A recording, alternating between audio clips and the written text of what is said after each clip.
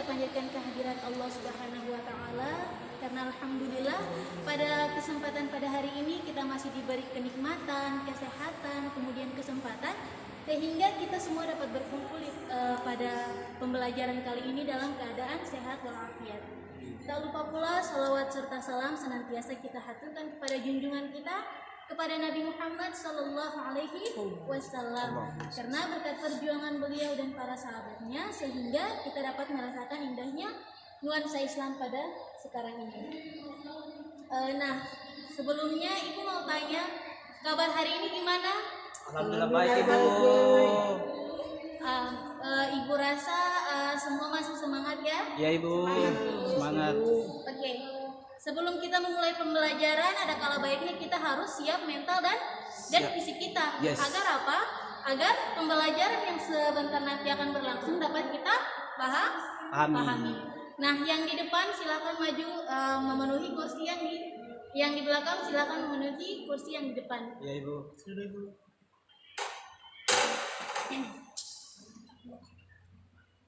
Oke. Nah, ada pepatah yang mengatakan bahwa tak kenal maka tak sayang. Nah, sebelum kita memulai pembelajaran ada kalanya kita harus saling mengenal. Jadi nama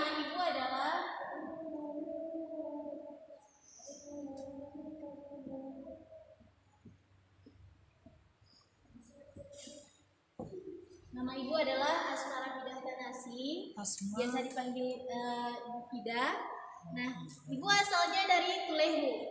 Dan Ibu dari Institut Agama Islam Negeri Ambon.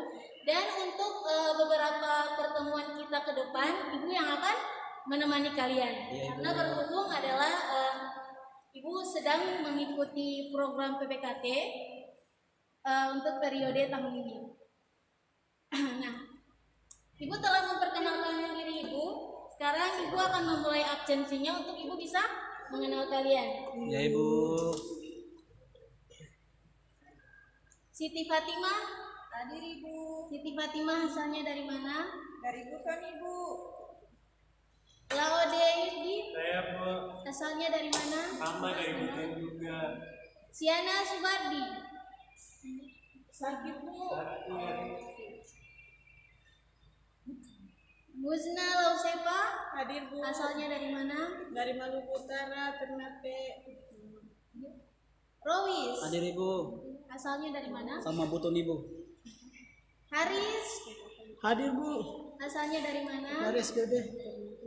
Mega Oni, hadir Bu, asalnya dari asalnya dari Liang. Oke, mungkin Ibu rasa untuk absensinya selesai. Nah, sekarang Ibu mau tanya, apakah dari adik-adik sekalian sudah ada yang bersyukur hari ini? Alhamdulillah. Sudah bersyukur Ibu. Bersyukurnya itu dengan cara seperti apa? Mengucapkan Mengucapkan alhamdulillah. Dan hal ini harus menjadi kebiasaan. Karena apa? Janji bagi orang-orang yang senantiasa bersyukur itu adalah Allah akan selalu menambah nikmat kepada mereka. Jadi janji Allah apa? Allah selalu menambah kenikmatan bagi orang-orang yang selalu bersyukur. Seperti itu. Nah, jadi pada hari ini Ibu akan menyampaikan materi kita terkait dengan beriman kepada kitab-kitab Allah Subhanahu wa taala. Yang pertama, kita harus mengetahui terkait dengan pengertian, kemudian dalil yang menegaskan perintah beriman kepada kitab-kitab Allah, kemudian nama-nama kitab yang diturunkan oleh Allah Subhanahu wa taala kepada dan rasul-rasul yang menerima, kemudian menjadikan Al-Qur'an sebagai pedoman hidup, dan yang terakhir adalah fungsi kita beriman kepada kitab-kitab Allah Subhanahu wa taala.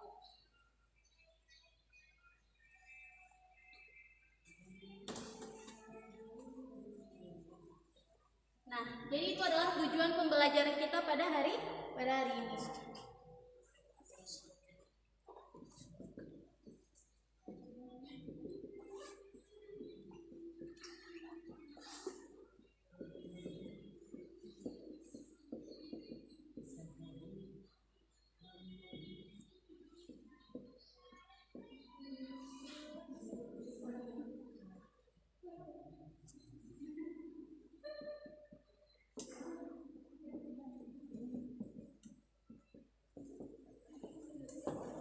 Jadi pembelajaran akidah kita pada hari ini dengan materi Beriman kepada kitab-kitab Allah Subhanahu wa taala. kitab-kitab Allah Subhanahu Wa taala. wa taala.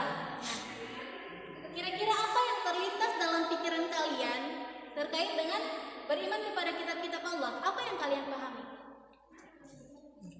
Rois, kira-kira apa yang kamu pahami ketika kamu membaca kalimat beriman kepada kitab-kitab Allah?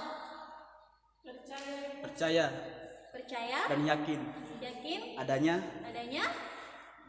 kitab-kitab yang Allah turunkan. Ya, bagus sekali ya jawabannya. Jadi beriman kepada kitab-kitab Allah seperti tadi yang Narawis katakan bahwa kita yakin percaya adanya kitab-kitab yang diturunkan oleh Allah Subhanahu wa taala.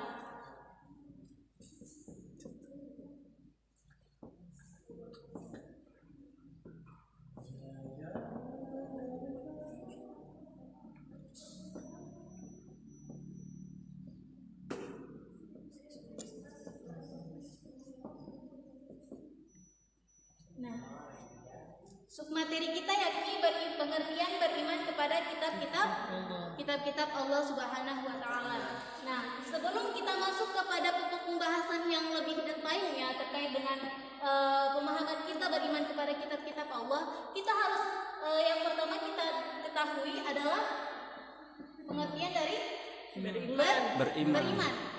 Nah, apa yang kalian ketahui terkait dengan beriman itu seperti apa? Keyakinan kita. Meyakini, kemudian mempercayai, kemudian mengamalkan. Nah, bagus sekali ya jawabannya. Tapi pada sesungguhnya kaidahnya bahwa beriman ini, kata iman, dia berasal dari bahasa Arab. Bahasa Arabnya apa? Al-iman.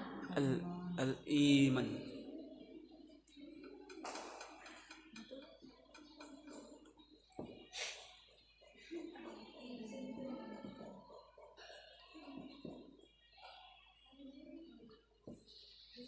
Iman, yu'minun, iman yang artinya adalah membenarkan. Nah, ini secara bahasa. Sedangkan kalau secara istilah adalah keyakinan dalam diri, meyakini, mempercayai bahwa sesungguhnya Allah Subhanahu wa taala menurunkan kitab-kitab untuk dijadikan sebagai pedoman hidup manusia. Nah, itu adalah pengertian dari iman. Setelah kita mengetahui iman, kemudian kita harus mengetahui yang namanya Kitab. Nah, Haris, kitab itu apa? Kitab itu seperti Al-Quran. Nah, Al-Quran, kemudian Wahyu.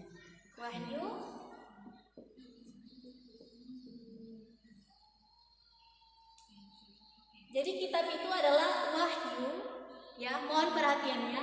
Jadi kitab itu adalah wahyu yang diturunkan oleh Allah Subhanahu wa taala untuk dijadikan sebagai pedoman hidup manusia. Di mana di dalam kitab ini dia menjelaskan terkait dengan Aturan. Kemudian ada Perintah. dan larangan. Nah, seperti itu. Jadi kitab itu adalah wahyu yang diturunkan oleh Allah Subhanahu wa taala kepada umat manusia melalui rasul-rasulnya yang di dalamnya itu berisi aturan, perintah dan larangan yang dijadikan sebagai pedoman hidup bagi manusia. Seperti itu. Nah, di samping kitab kita juga mengenal yang namanya Suhuf. Jadi suhuf dan kitab dia memiliki Persamaan. Perbedaan. Antara kitab dan suhuf, yang kita ketahui kitab itu adalah wahyu yang diturunkan oleh Allah untuk disampaikan kepada umat manusia. Jadi ajarannya itu dia disampaikan kepada umat manusia dan itu adalah wajib untuk kita taati. Sedangkan kalau suhuf itu dia adalah lembaran atau halaman yang disampaikan kepada Rasul juga. Sama seperti kita disampaikan kepada Rasul, akan tetapi suhuf ini dia tidak Wajib dia tidak wajib untuk disampaikan kepada umatnya. umat manusia. Jadi dia sifatnya itu adalah khusus. Tidak ada yang mengetahui seperti itu. Nah, kemudian setelah kita mengetahui iman, kitab-kitab, kemudian suhuf, kita masuk kepada submateri yang selanjutnya, yakni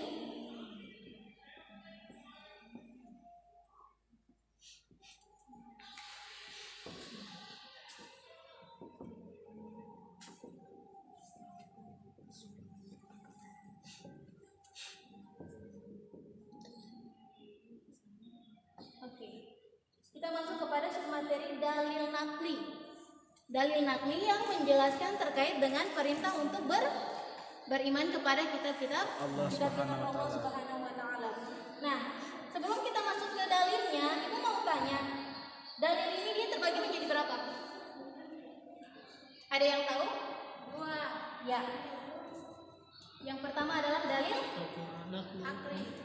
Akli. yang kedua adalah dalil nakli. Nah, dalil akli ini dia bersumber dari Al-Quran. Dalil akli, akal. Berasal dari akal manusia. Dari akal, pemikiran manusia. Sedangkan kalau dalil nakli itu yang bersumber dari Al-Quran dan Al-Hadis. Al-Quran dan Al-Hadis.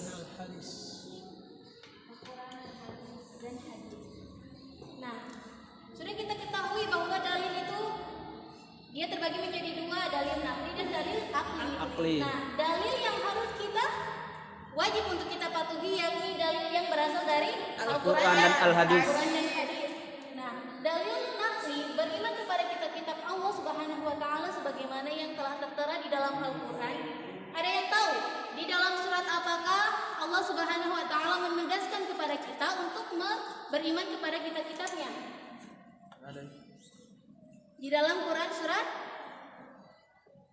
Nah, Ibu kasih tahu ya.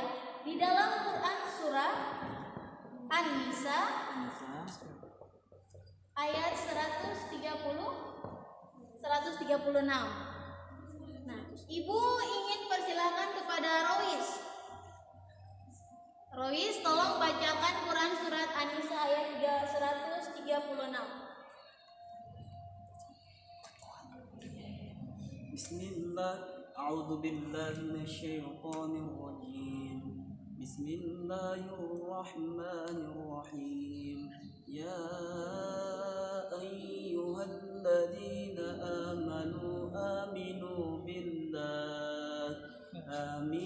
billahi wa rasulihi wal kitabil ladzi nazzala ala rasulihi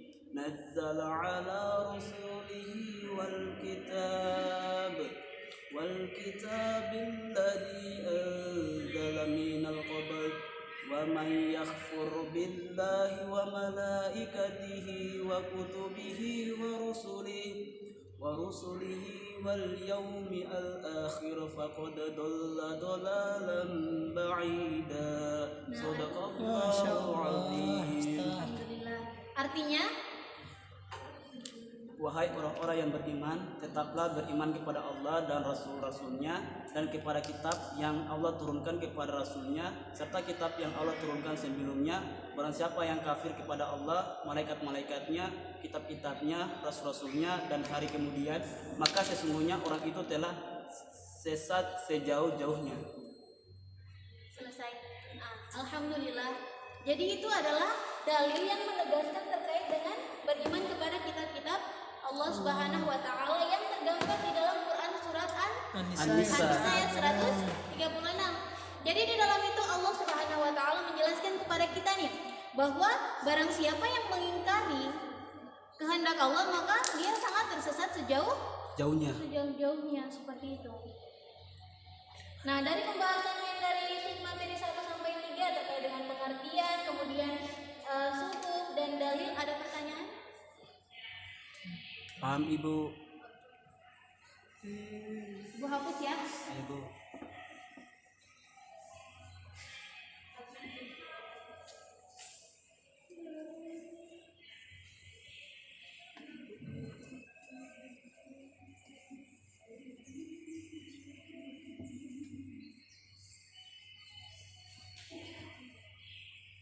Nah, kita masuk di pembahasan selanjutnya yakni terkait dengan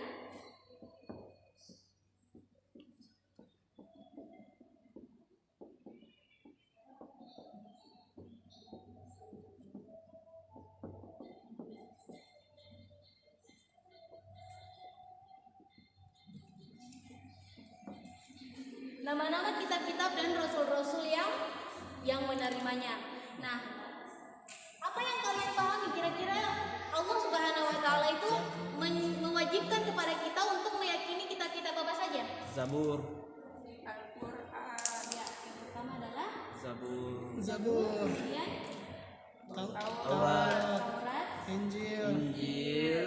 dan Al-Quran. Injil, dan terakhir adalah Al-Quran. Al-Quran.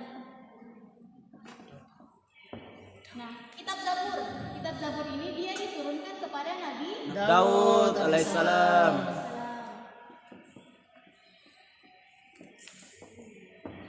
Kitab Taurat diturunkan kepada Nabi Musa, Musa alaihissalam. Kemudian kitab Injil Nabi Isa alaihissalam. dan terakhir kitab Al-Quran diturunkan kepada Nabi Muhammad sallallahu alaihi wasallam.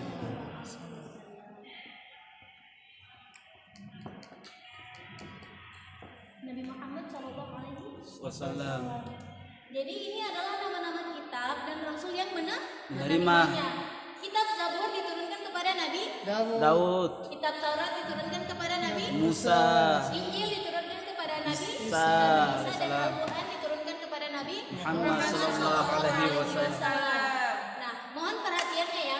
Iya, Ibu. Nah, kitab Zabur ini kita membahas terkait yang pertama adalah kitab Zabur. Zabur. Kitab Zabur ini sebenarnya dia mengandung terkait dengan zikir, ya, zikir, kemudian nasihat-nasihat, kemudian aturan. Akan tetapi di kalangan yang telah beredar itu kitabnya sudah palsu. Kenapa? Karena di dalam kitab Zabur ini sudah ada perubahan dari orang-orang Yahudi seperti itu. Nah, kemudian kitab Taurat. Taurat. Kitab Taurat ini dia juga menjelaskan terkait dengan aturan-aturan. Nah, kemudian kitab Injil, Injil diturunkan kepada Nabi Isa, Isa. Nah, Rawi ini mau tanya, kira-kira di dalam kitab Injil ini dia berisi terkait dengan apa? Injil Iya. terkait dengan tahu yuk. Nah, jadi kita harus benar-benar harus memahami terkait dengan kitab-kitab ini. Karena apa? Ketika kitab ini juga dia tercantum aturan-aturannya semua itu di dalam Al-Quran gitu. Nah, kitab Injil ini dia berisi terkait dengan aturan, ya, aturan-aturan, perintah-perintah yang menegaskan terkait dengan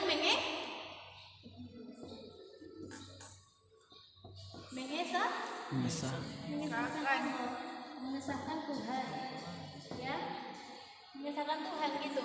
Baik. Akan tetapi di dalam Injil juga dia tidak dia tidak autentik keasliannya gitu. Karena apa? Ada perjanjian lama, ada perjanjian baru. Di dalam Injil juga sudah ada penambahan yang keaslian dari Injil sendiri dari pertama kali diturunkan itu keasliannya itu sudah hilang. Karena apa? Seiring perkembangan zaman, adanya pemikiran-pemikiran dari orang-orang Yahudi yang bercampur baur sehingga keasliannya itu dia Hilang. Nah, yang terakhir itu adalah Al-Quran. Al-Quran yang diturunkan kepada Nabi Muhammad sallallahu alaihi wasallam. Nah, Al-Quran ini dia adalah penyempurna dari Kitab-kitab Kitab yang dahulu. kitab Zabur, Taurat, dan Injil. Penyempurnanya ada di Al-Quran. Al-Quran seperti itu. Dan Al-Quran ini adalah penutup untuk semua kitab dan Nabi yang terakhir. Dan terakhir Nabi Muhammad SAW ini juga penutup dari para nabi. nabi. Nah, terkait dengan Al-Quran, karena Al-Quran ini dia merupakan penyempurna dari kitab-kitab sebelumnya, maka isi pokok ajaran Al-Quran yang pertama adalah, ada yang tahu? Apa itu, Bu? Isi pokok dari pembelajaran Al-Quran, dari Al-Quran maksudnya, dari kitab Al-Quran. Yang pertama itu adalah Mengamalkan. Akidah. Tidak. Yang pertama itu adalah akidah. Akidah. Yang kedua Akhlak. akhlak. Kemudian yang ketiga adalah Ibadah. Yang keempat muamalah. Yang kelima adalah sejarah atau tarik. Nah, ini adalah isi pokok dalam ajaran Al-Quran. Terbagi atas 5. yang pertama Akidah. Nah, yang pertama adalah akidah. Akidah ini dia berbicara terkait dengan apa? Keyakinan. Bagus sekali. Yang kedua adalah Akhlak. Akhlak maksudnya adalah Adab. Perilaku. budi pekerti. Nah, kemudian ibadah. Ibadah ini artinya Ibadah.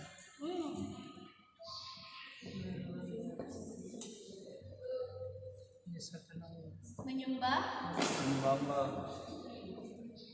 mengesahkan Allah dengan cara Beribadah. Jadi beribadah ini terbagi menjadi ibadah makdah dan ghair makdah. Kemudian Muamalah. Muamalah ini maksudnya apa? Muamalah itu dia membahas terkait dengan Hukum. Hubungan. Hablum minallah wa hablum minan Nas. Hablum minallah wa hablum minan nas. Jadi hubungan kita dengan Sang Khalik, dengan Sang Pencipta Allah Subhanahu wa taala, dan Hubungan kita sesama manusia. Dengan manusia. Nah, kalau terkait dengan muamalah, hubungan kita dengan Allah dan hubungan kita dengan manusia, hubungan kita dengan Allah itu contohnya apa? Salat, kemudian puasa, kemudian zakat. Nah, itu dia termasuk dalam hubungan kita dengan Allah. Sedangkan hubungan kita dengan manusia contohnya adalah berbuat baik kepada orang lain, sedekah, itu saling tolong menolong, ta'awun ya. Nah, itu dia termasuk dalam hubungan kita dengan manusia. Nah, sedangkan yang terakhir adalah Sejarah. Kira-kira sejarah ini dia membahas terkait dengan apa? Kisah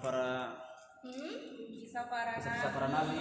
Iya, kisah para nabi dan umat-umat terdahulu. Jadi sejarah ini dia memuat terkait dengan kisah-kisah para nabi, ya kan? Azab-azab yang ada di dalam Al-Quran yang menjelaskan terkait dengan peristiwa-peristiwa yang menimpa kaum terdahulu itu dijelaskan di dalam Al-Quran melalui sejarah. Bisa dipahami terkait dengan nama-nama Al-Quran dan isi pokok nama-nama kitab dan isi pokok ajaran Al-Quran. Insyaallah paham Ibu. Alhamdulillah. Ibu hapus ya.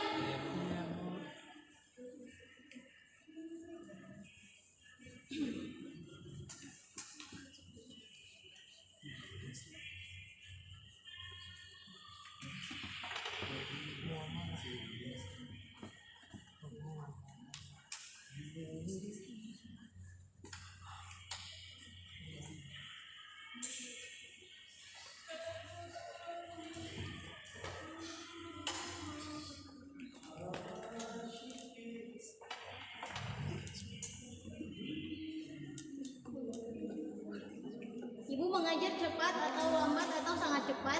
Pas Bu. Pas Ibu. Pas. Semoga apa yang Ibu sampaikan setelah ini dan sebelumnya bisa dapat dipahami ya. Insyaallah. Nah, selanjutnya kita masuk kepada sub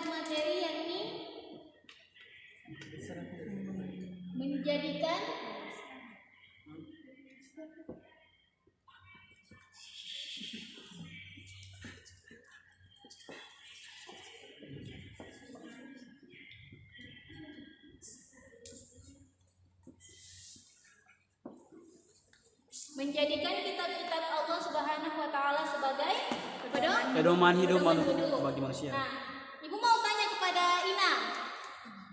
Maksudnya apa kira-kira menjadikan kitab-kitab Allah sebagai pedoman hidup? Tidak tahu, Bu. Ervi? Sebagai pegangan Ibu. Ya, sebagai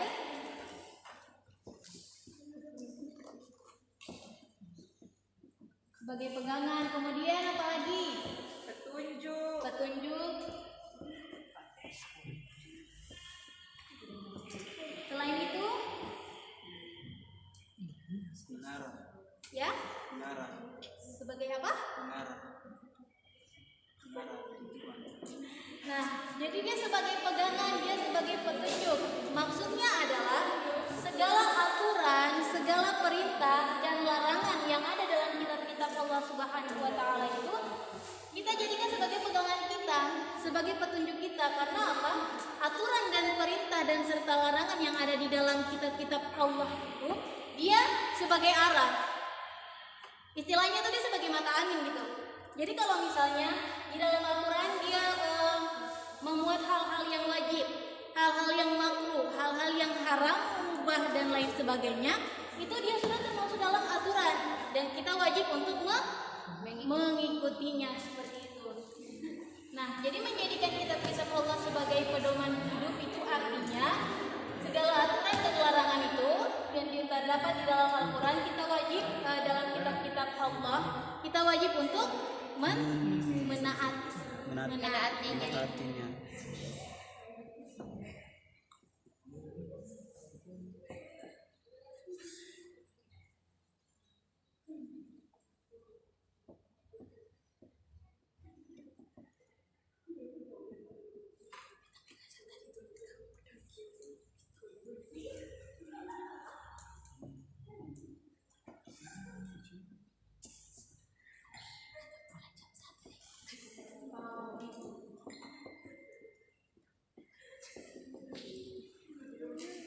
Yang terakhir adalah fungsi beriman kepada kitab-kitab Allah Subhanahu wa taala. Nah, ada yang tahu kira-kira fungsinya apa sih ketika kita beriman kepada kitab-kitab Allah?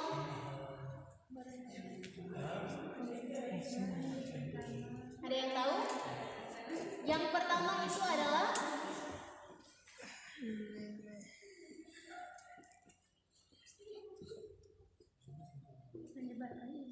menyebarkan iman dalam diri kita gitu. Jadi ketika kita sudah meyakini sesuatu maka iman kita itu dia akan bertambah, iya kan? Iman kita dia akan bertambah ketika kita meyakini sesuatu. Nah, berbicara terkait dengan iman itu juga berbicara terkait dengan tauhid. Berbicara terkait dengan taat dan takwa. Nah, berbicara terkait dengan ini dan ini itu sangat sulit. Karena apa? Semakin kita menambah keyakinan kita, semakin kita menambah keimanan kita, maka itu kita tidak terlepas dari yang namanya ujian. Cobaan. Iya, ujian, kemudian cobaan.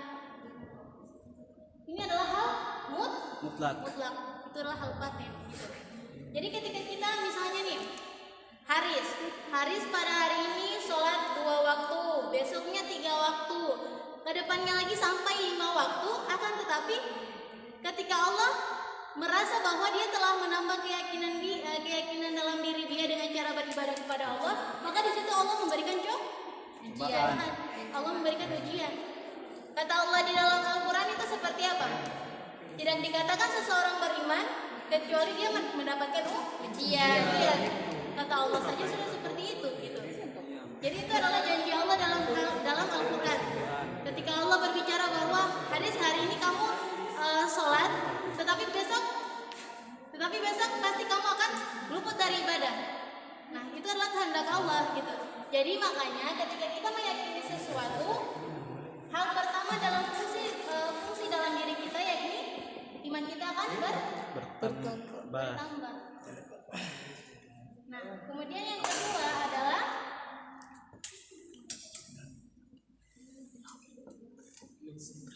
menambah pengetahuan.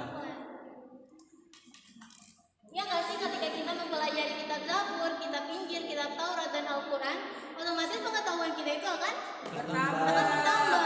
Bukan hanya itu, segala sesuatu yang kita amati, segala sesuatu yang kita lihat, segala sesuatu yang kita dengar itu akan menambah wawasan kita, menambah pengetahuan kita. Contohnya saja gini, kebiasaan kita setelah sholat subuh kita membaca Al-Quran. Iya kan? Ada yang sering gitu. Ada ibu di kelas ini ada ibu. Iya. Jadi ibu yakin ya ketika kita sholat subuh kemudian kita membaca Al-Quran, tahu tidak bahwa ketika kita membaca Al-Quran di pagi hari, utamanya itu setelah sholat subuh, itu meningkatkan wawasan kita sebanyak 80 derajat. 80%. Ya. Jadi ketika kita mempelajari Al-Quran, ya mempelajari Al-Quran, kemudian membacanya setiap hari, berteman dengannya, maka ini yang kita dapatkan. Wawasan kita salah satu fungsinya itu wawasan kita akan bertambah sebanyak 80%. Coba kita perhatikan ya, ketika orang-orang yang mencondongkan diri mereka untuk selalu berkawan dengan Al-Quran, apakah kita melihat bahwa hidup mereka sejahtera? Sejahtera. Hidup mereka aman. Bahkan hidup mereka tuh rasanya tuh yang bahkan ketika kita melihat bahwa hidup mereka seakan-akan tidak ada masalah gitu. Nah, jadi beruntung sekali ya orang yang selalu menjadikan kitab itu sebagai pedoman hidup mereka, kemudian paham akan fungsi kitab-kitab yang sudah Allah turunkan, dan itu sangat bermanfaat bagi Diri kita. Nah, yang terakhir itu adalah toleransi. Nah, ibu mau tanya, Erwin, kira-kira fungsi beriman kepada kitab-kitab Allah Subhanahu wa Ta'ala yang ketiga, yakni toleransi, apa yang kamu pahami terkait dengan hal itu? Toleransi itu saling menghargai, Ibu. Nah, kemudian saling ada yang lain? Saling menghargai, Sudah tadi. saling menerima pendapat satu sama lain, Saling menerima pendapat. menghormati agama lain, menerima perbedaan. Nah,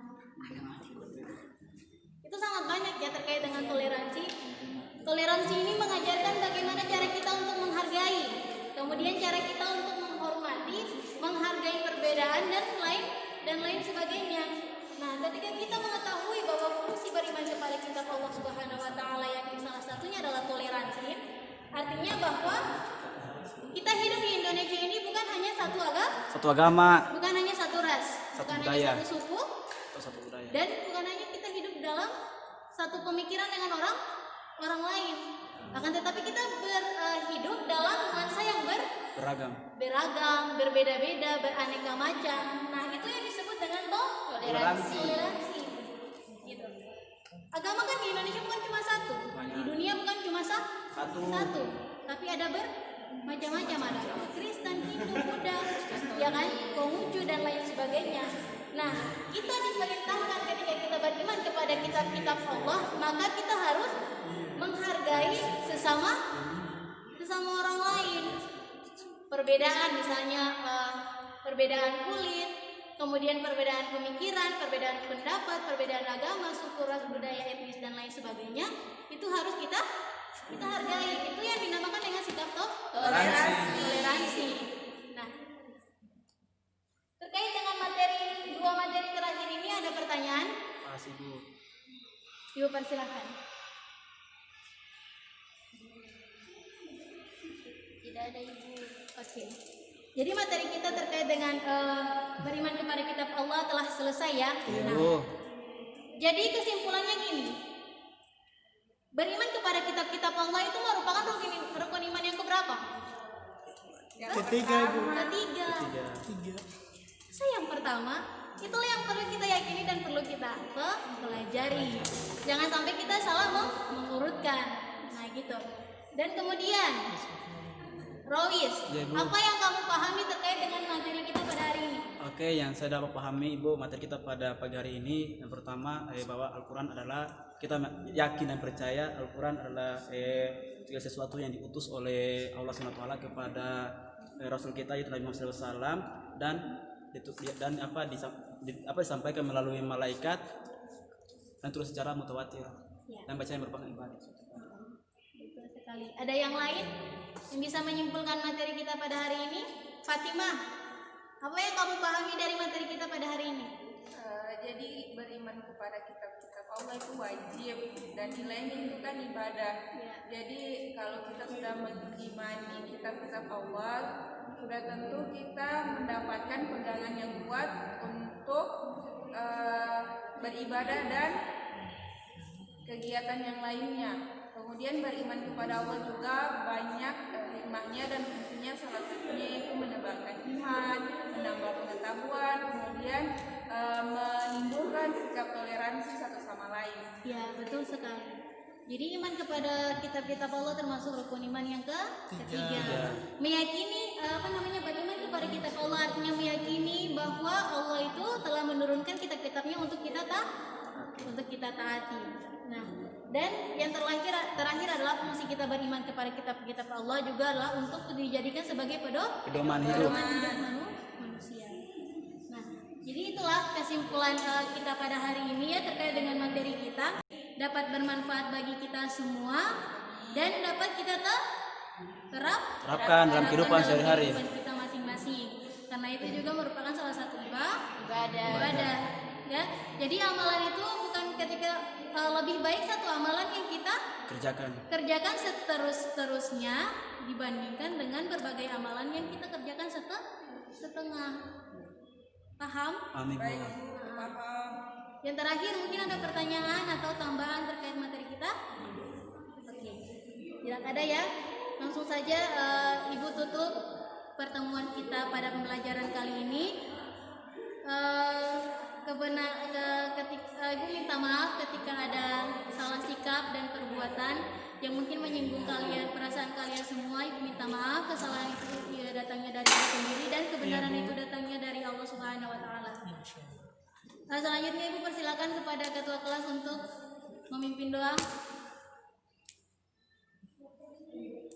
Teman-teman, perhatiannya sebelum kita mengakhiri pada tempat ini, mari kita membaca doa dalam hati. Berdoa dimulai.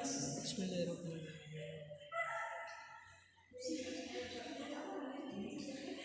Berdoa selesai. Alhamdulillah, terima kasih kepada ketua kelas. Kurang dan lebihnya Ibu mohon maaf. Wabillahi taufiq wal hidayah. Wassalamualaikum warahmatullahi wabarakatuh. Waalaikumsalam warahmatullahi wabarakatuh.